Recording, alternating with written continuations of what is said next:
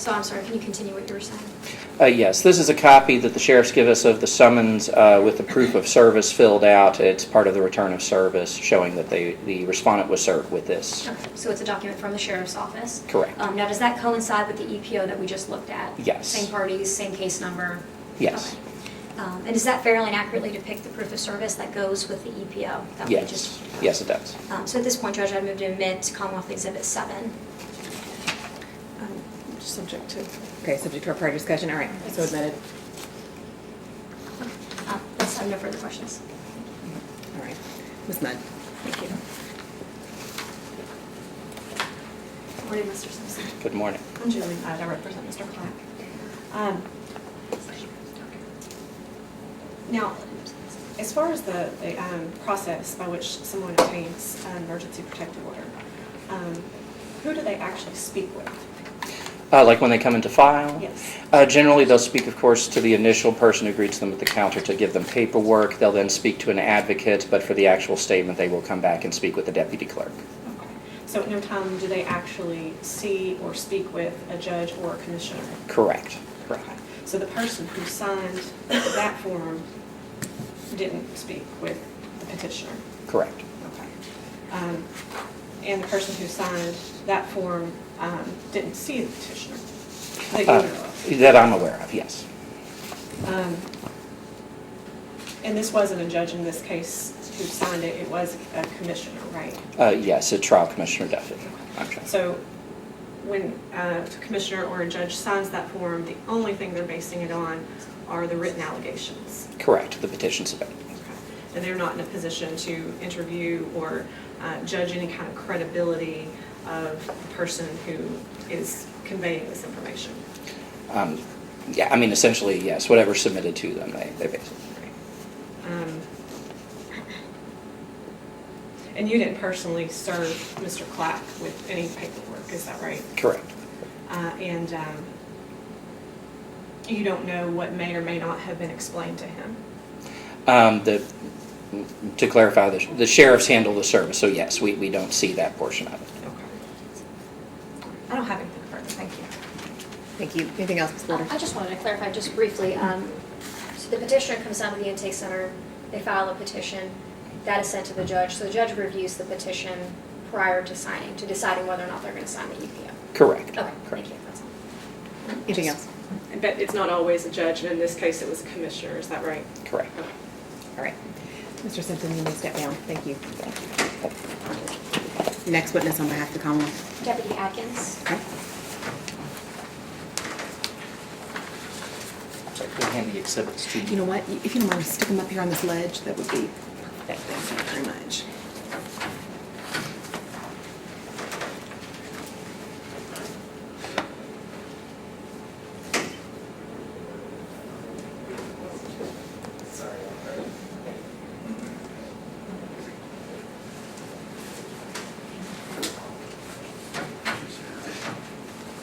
All right, Deputy Atkins, come on up. When you get seated and comfortable, please raise your right hand.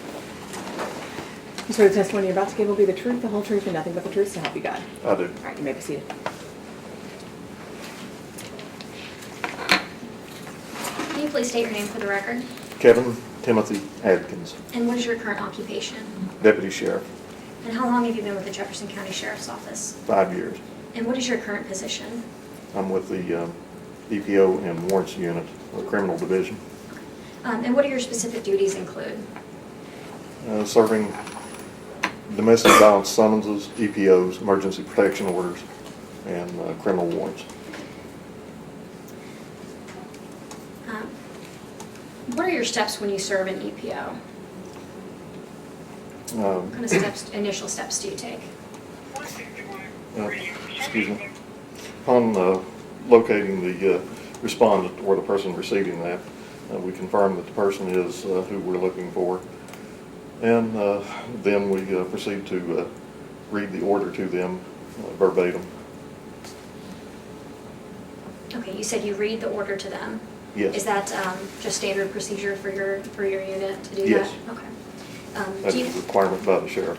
okay, so you go through the entire protective order That is or the correct. summons and do you explain the terms to them? Yes. Okay. Do you also give them a copy of the EPO or the summons? Yes, they're given a copy. Okay. And you explain the terms to them? They're given a copy of that along with their court date. Okay. Um, Can you explain to the jury, how do you typically ensure the person that you served was the correct person? Usually we have a copy of their driver's license or state ID. And we also, on our cover sheet, have the petitioner, the person that took out the EPO or summons, their name and information, plus we have the information for that person. When we speak to them, we ask them, do you know this person, the person that is the petitioner, and proceed from there. Judge Mayer? Yes. Commonwealth Exhibit 7. Thank you. I'm showing you what has been marked as Plaintiff's, or Commonwealth's Exhibit 7, excuse me. Can you tell the court what that is again?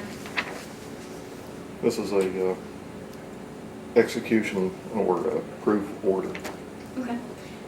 Can you tell based on that, did the defendant Edward Clack sign the proof of service? Is his signature on that? No, we do not require his signature. Okay.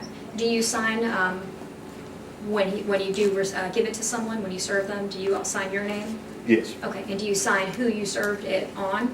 Yes, on the proof of service. Okay. And on that specific proof of service, whose name did you write for the respondent? Edward Clack. Okay. What date was he served? It's like October the 17th of 2016 Okay. And what time? at 05:17 military time, Okay. What is that in regular people time? 5:17 a.m. Thank you. And can you tell based on that where he was served? Where, like, physically he was served? I'd have to look at the cover sheet, but on this it says in custody. Okay. And if someone's in custody at the time that you're serving them, can you explain to the court? Is It it would the be- same procedure as anything else? Do you still physically serve that person? Yes, we serve them Okay. face to face. Okay. And We you- actually hand them a copy after they're read and explained what Okay. the terms and conditions of Okay. the After, emergency protection order are. so you physically serve them after you explain it to them, even when they're in custody? Yes. Okay. Thank you. No further questions, Judge. Ms. Smith? Thank you. Good morning, Deputy Atkins. How long did you say you've been doing this? I've been with the unit approximately 3.5 years. 3.5 years. Okay. And so you probably have served quite a few people with various documents. Yes. How often do you think that you do this?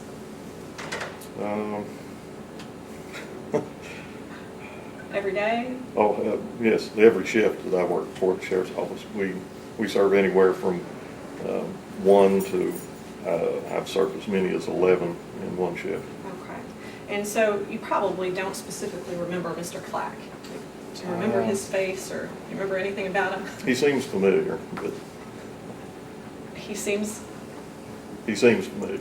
like back then he did? You Pardon? remember 2.5 years ago he did? No, I said he seems familiar, like I Oh, may have familiar. met him sometime before, Oh, but okay. I couldn't say for sure he is. Okay, you said familiar. I thought you said belligerent. Okay. So, but you probably don't remember the exact conversation that you had with him that day, do you? I mean, you know what your normal procedure is that correct? That is correct.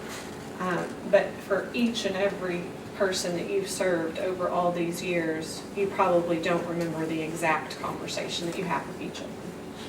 I wouldn't say an exact conversation, but each order is pretty much, it's a standard form that is used. But do you remember if Mr. Clack asked any questions? No, ma'am. Do you remember whether he was awake or asleep when you came into the room? No, I could not. And what time did you say that you served him? This would be 5:17 in the morning. Okay. And you say you read it verbatim. Do you offer to each person some way to get their things if they're ordered to vacate? Yes, they're advised that they can have a family member or friend pick up items for them. They're advised not to pass any messages, anything that would violate the order. And if they have any further questions, they can contact the EPO office at the Hall of Justice. Okay. So you would have told him that a family or friend could pick up things for him? Anyone could pick up items for a person as long as they don't pass messages or do anything to violate the order. Okay, so that wouldn't be considered third-party contact to do that? As long as they're not passing a message, any kind of threat or anything of that nature. Do you give them any sort of information sheet or anything that's got instructions as to how to obtain their personal items that are left in the home? No, ma'am. Okay, there's no written instruction on that? No. And in this particular instance, you wouldn't have any way to know what Mr. Clack still had in that home, would you? No. Okay.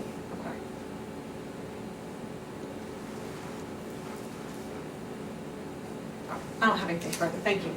Thank you. Anything else? No, thank you, Judge. All right, Deputy Atkins, you may step down. Thank you. Next witness on behalf of the Commonwealth. Officer Matt Middleton. All right. Thank you, sir.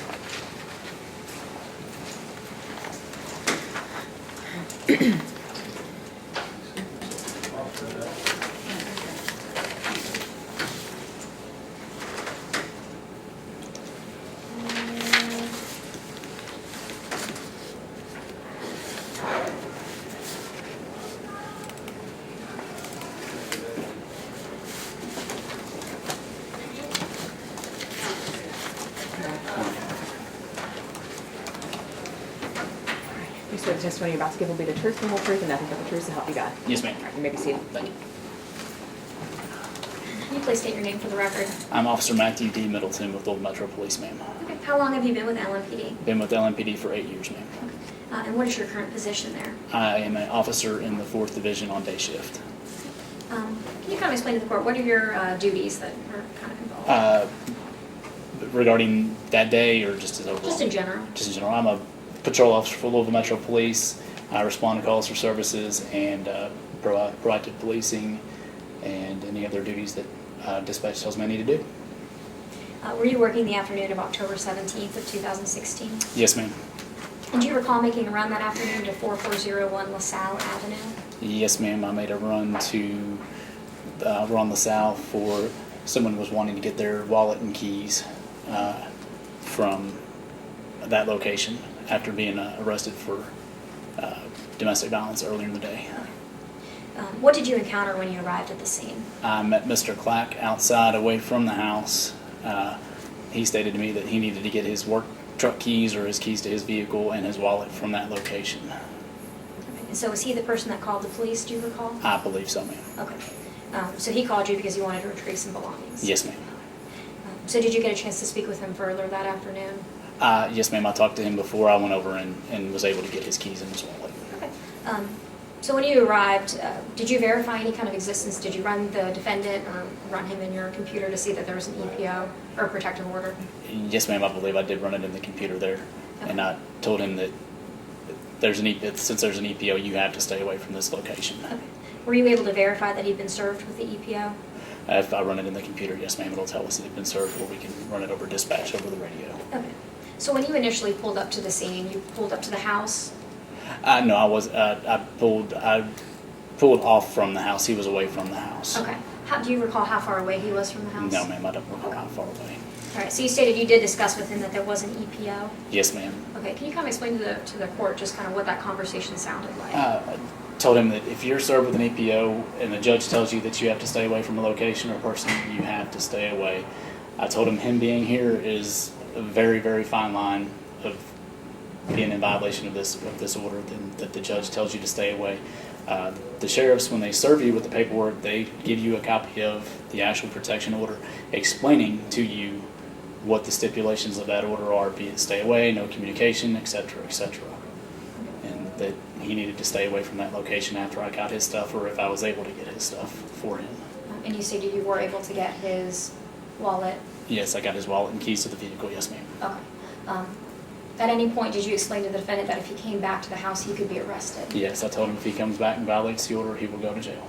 And it was a very clear conversation that you had with him Yes, that ma'am. afternoon? Okay. Thank you. Nothing further, Judge. Thank you. Ms. Mudd. Hi.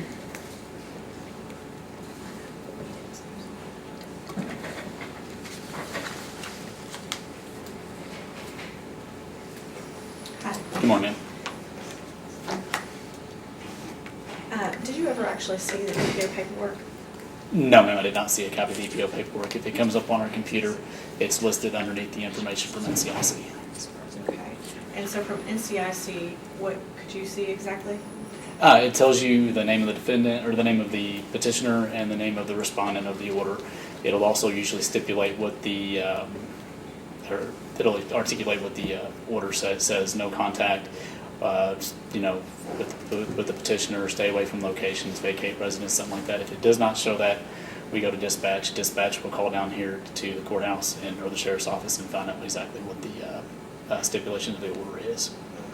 Okay. So it was actually, you were actually there to begin with because Mr. Clack had called the police. Yes, ma'am. And he called the police to say, I have items that I need. Yes. Okay, and then you went to the residence and you retrieved a wallet and And keys. Yes, ma'am. And then at some point, after I had gotten his wallet and keys, I handed him his wallet and keys. He had stated that she had taken $200 from him, so I took a simple theft report for him and listed her as the suspect of taking the money from him. Okay, so he told you at that point that there was $200 missing from Yes, the ma'am. wallet that you got. And you took a report regarding that? Yes, ma'am. All right. Did he express to you that there were other items that he really needed? Right. Yes, ma'am. And I explained to him that we're not a moving company. I got you what you needed. You need to go. Okay. Did he tell you that he had music equipment that was expensive that was in there? Yes, ma'am. Did he tell you that he was afraid that the prosecuting witness would destroy it? I believe he did, ma'am, but him being there was walking a very, very fine line of violating that order from the judge. Right. So getting him his keys and his wallet, that's about as far as we can go with that. And did he tell you that his work clothes were also in there? I don't recall that. Okay. Do you remember him saying anything about his clothing being in the house? I don't recall, ma'am, but it's all on the body camera video. Okay. And is it your understanding that prior to this order that was his residence? I understood that he lived there, and that's why he was told to vacate the residence with the protective order. Okay. And as far as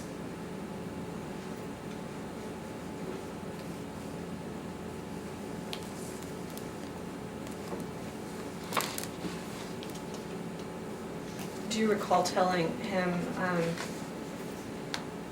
that he needs to read his paperwork? Yes, ma'am. I told him he needed to read the paperwork that the sheriff's officers gave him, or he needed to call the sheriff's office, 574-5400, to have them explain the paperwork to him. Okay. Did you know immediately how it was, like what the exact process is for him to get those clothes or anything out of the home? That's why I told him he needed to call the sheriff's department. Okay, so you didn't know that information. You told him to call the sheriff's department? Yes. Okay. If he needed to get his stuff, he needed to contact his attorney or the sheriff's department to set up a way to get his items out of that residence. Okay.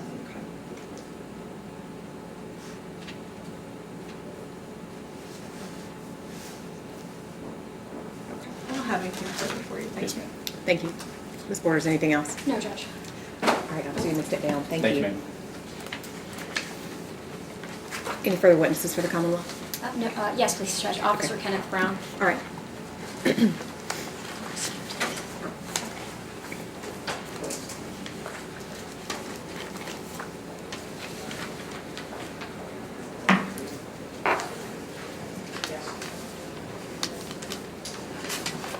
All right, Officer Brown, come on up. How you doing? Doing great. Oopsie, stuck. All right. Do you swear the testimony you're about to give will be the truth, the whole truth, and nothing but the truth, so help you God? I do. All right, you may be seated. Ms. Borders. Can you please state your name for the record? Kenneth Brown, And what is your current occupation?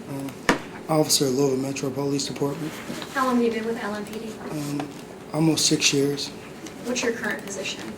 Officer, And what do your specific duties include? patrol, responding to calls for service. Were you working the night of October 17th of 2016? I was. Okay. Did you make a run that night for an incident that took place between Edward Clack and Angel Patrick? Yes. Do you recall what type of run it was? EPO, DVO violation. Do you recall who called the police that night? A family member, Do you remember the address that you responded to? 4401 LaSalle Avenue. Kind of explain to the court, what did you encounter when you arrived at the scene? Who was present? Where were they located? I remember showing up to 4401 LaSalle Avenue, and it was, I know the mother, cousin, a few family members. When you say the mother, cousin, who are they related to? Miss Patrick, Angel Patrick, the victim. I remember a few family members outside, and they was concerned about an incident that took place right before I came. Now, did you verify the existence of an emergency protective order? I did. Okay. And how do you do that? Through NCIC. Okay. Can you explain to the court what NCIC is? NCIC is a national database where if somebody is wanted or somebody gets served with an EPO or DVO, it's put into a national database where anywhere they go, they can be ran and checked and notified that the person may be wanted or has a protection order against that person. Did you also, and you may have already stated this, did you verify that the defendant had actually been served Yes, with ma'am. the EPO? I did. And is that through NCIC as well? It is. Okay. So when you first arrived at the scene, there's a lot of people outside. Did you speak with all or most or some of them? I spoke with multiple people. Okay. And you got their story? Yes. Was the defendant present when you first arrived? No. Okay. So after you spoke with the victim, did the defendant return to the scene? As I was speaking to the victim about the altercation that took place in the residence, I was sitting in my police vehicle, filling out the JC3 for violating it. And as I was sitting there, she told me before that he was in a small company vehicle with a cable logo on it. And as I was filling out the paperwork, I looked up the street and seen that vehicle that looked similar to it. And I got out the car and I saw the perp, Mr. Clack, driving down the street. So I was able to stop him, detain him, and take him into custody without incident. Okay. You were saying he was driving by the street. Can you explain where was the victim and where was the home when the defendant pulled up? I was facing southbound on LaSalle. The house and the victim was to the left of my driver door. The perp was traveling southbound on LaSalle, and I was able to stop him right in front of the house. So was he driving towards the house Yes, when you saw him pull up? he was. Okay. And was the victim still standing outside? She was in that vicinity. Pretty much, she was like front yard gate. And just kind of ballpark, it may be hard, but how far away was the defendant's car from the victim at that point? Not that great in feet, probably maybe a couple hundred yards. I would say my car was parked southbound on LaSalle. The victim had to be standing like to the left of my car, and the perp was like maybe a few feet from the right of my car. Okay. So he pulled up, you said you were able to stop the car. Yeah, we was able to stop the car. Okay. And what open happened it. next? Well, once we stopped the car, it was two other officers that assisted. We stopped the car and asked him. We asked him a few questions, and we knew it was him. So we was able to get him out the car, detain him, as far as putting him in custody, putting him in cuffs. Searched him multiple times because he was reaching, and we was able to lock him up. And at that time, he knew what he was being arrested for. Okay. No further questions, Trish? All right, Ms. Mudd.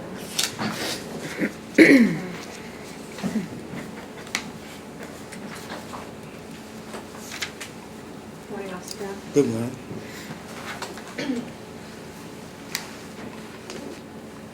Now, when you saw Mr. Clack driving, you said you saw him driving down the street, Yes. and so he was driving past the house. Yes. Did he have a passenger with him? He did. And that was a lady? A female. Okay. And is it your recollection that her address was on LaSalle Road? I can't recall. I wasn't able to verify.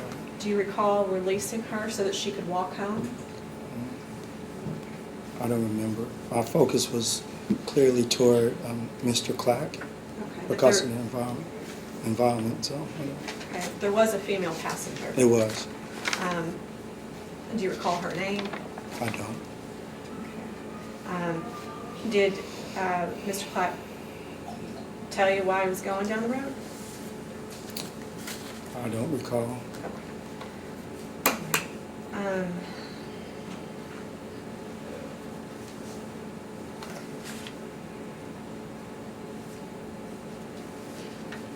Okay, we'll come back to that because I'm gonna have to get it out this time. Now, the victim's niece told you that she had a video of the incident, is that right? She did. I'm sorry? She did. Okay. And did you collect that video? She said it was on her phone. I instructed her to hold it and bring it to court. Okay. Did you at any point take her phone and download that video? I did not. Did anyone do that to your knowledge? I don't know.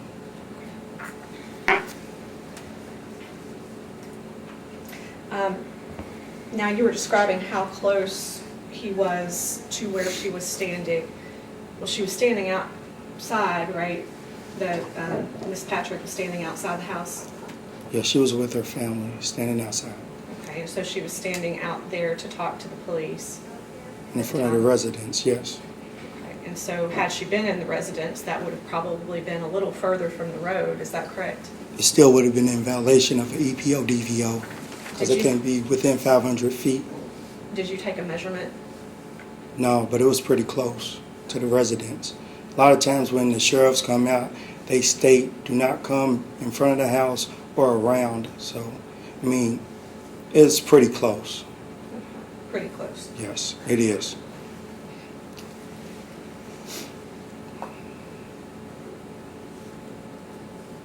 And you didn't see him in the residence?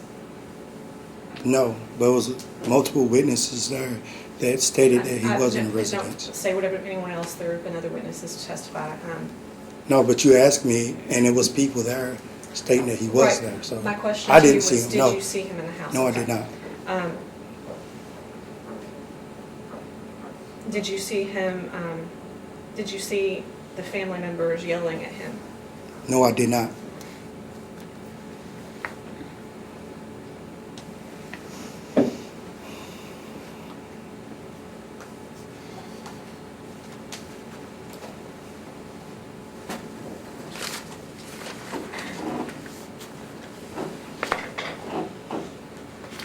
If you were to review some video footage of a body cam, would that refresh your memory as to the passenger that evening?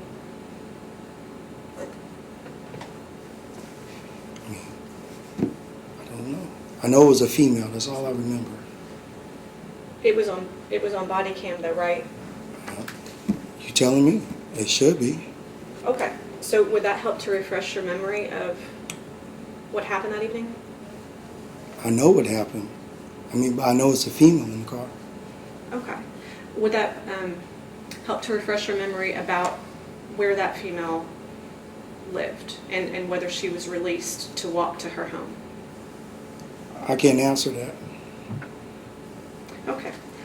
We'll refresh your memory then and we'll see if that works. Okay, sounds good.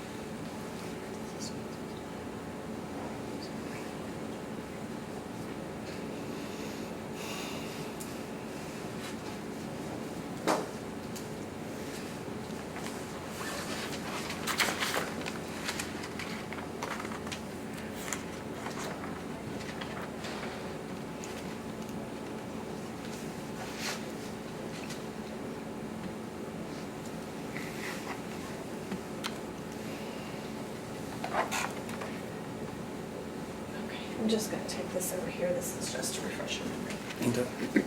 Okay. Yes, go ahead. Excuse me.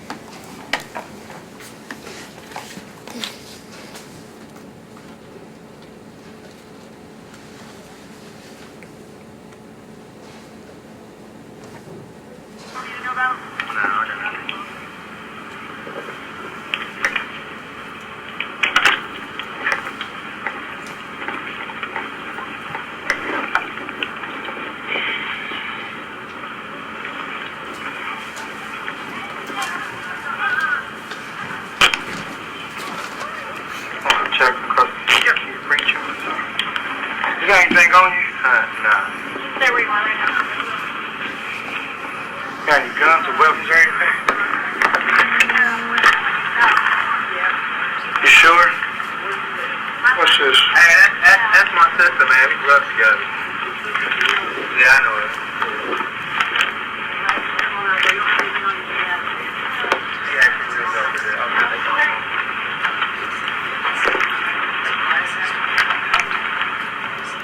I wouldn't back up. Okay, well now she lives over there.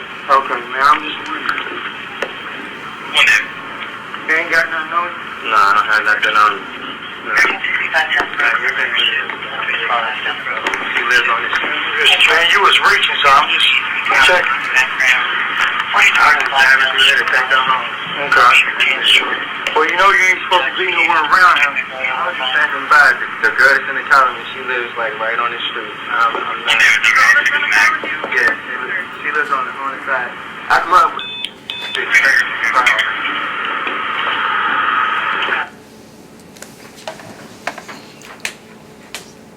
Now, was that body cam that I just played for you, is that, or does that reflect, was that your body cam that we're watching? It was. Okay. And in that body cam, did he explain to you that the woman with him was someone who lived close by? He did on the body cam. Okay. And it also showed that you searched him for weapons, and I believe you testified you searched him twice. Is that Yes. correct? Searched him multiple times. Okay. Did you find a gun? No, Did you find a knife? no. Okay. Just.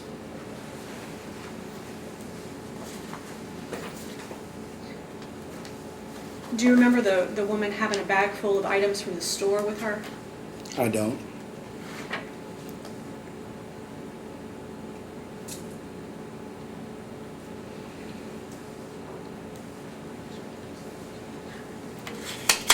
Do you recall her telling you that she had just gotten off work?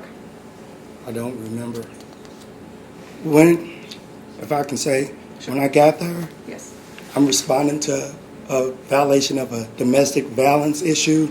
So at that time, who's in the car, groceries, where they're coming from, don't really pertain to me. My thing is to ensure the safety of the victim. And so the conversation he might have had, I don't remember.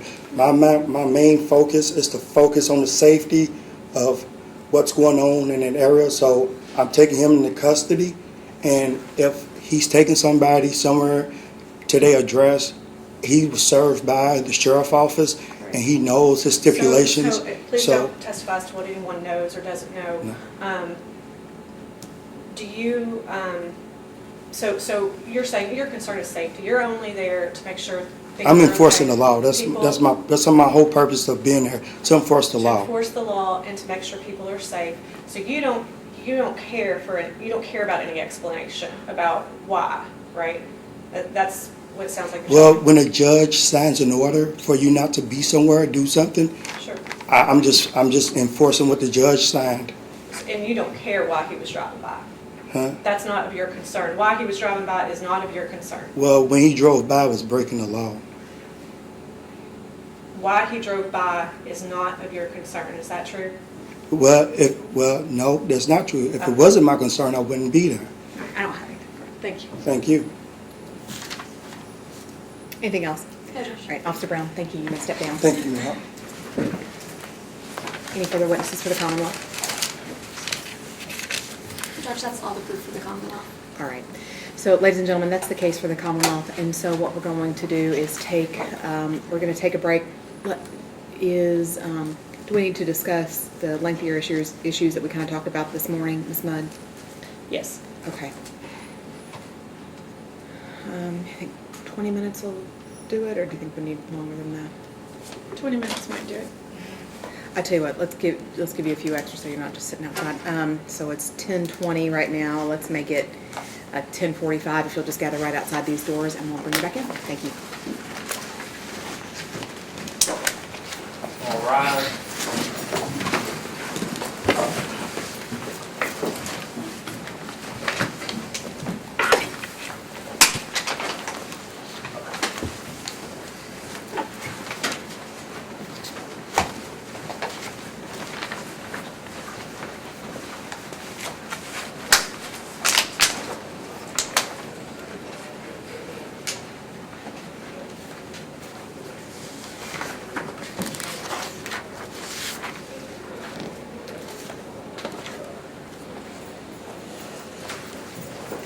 Okay,